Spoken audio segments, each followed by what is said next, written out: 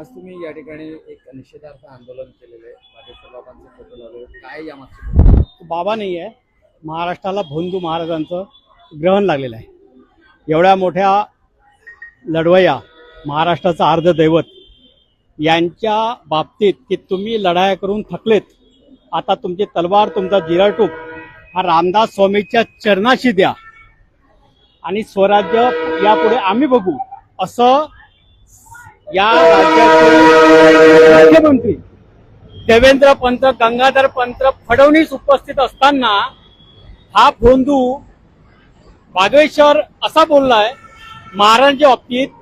या वाक्याला अशा शब्दाला देवेंद्र पंत गंगाधर पंत फडणवीस यांचं समर्थन आहे का?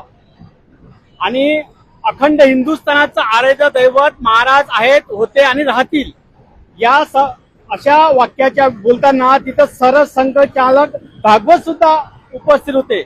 तर या भागवत साहेबांचं पण समर्थन या वाक्याला होतं काय असं आमच्या तमाम महाराजांच्या वरती जे प्रेम आहेत त्या लोकांचं आणि राष्ट्रवादी काँग्रेसचं म्हणणं आहे की या वाक्याला देवेंद्र पंतांचं समर्थन आहे का?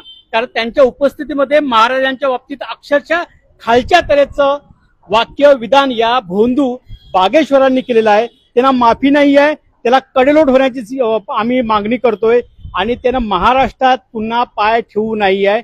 या बाबतीत गृह मंत्रालयावरती त्याच्यावरती कडक कारवाई घ्यावी, अन्यथा महाराष्ट्रात आंदोलन छेडण्यात येतील।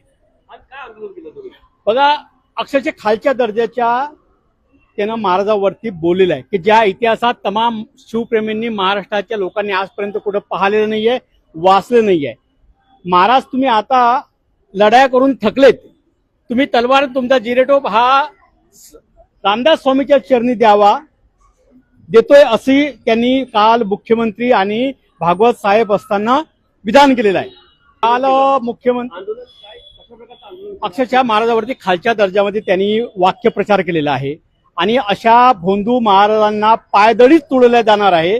बदलापूर रेल्वे स्टेशनवरती जेवढ्या पायऱ्या आहेत तेवढ्या पायऱ्याला भोंदू बागेश्वराचा आम्ही फोटो लावलेला आहे आणि येणारे जाणारे त्याच्या प्रतिमूर्ती पायदळ त्याला तुडवत आहेत आणि ही त्याला शिक्षा आहे, बाकी शिक्षा नाहीये। अशा प्रकारचं पुन्हा विधान त्याने करू नये आणि त्याच्यावरती गृह मंत्रालयानं देवेंद्र फडणवीस यांनी कडक कारवाई करण्यात यावी।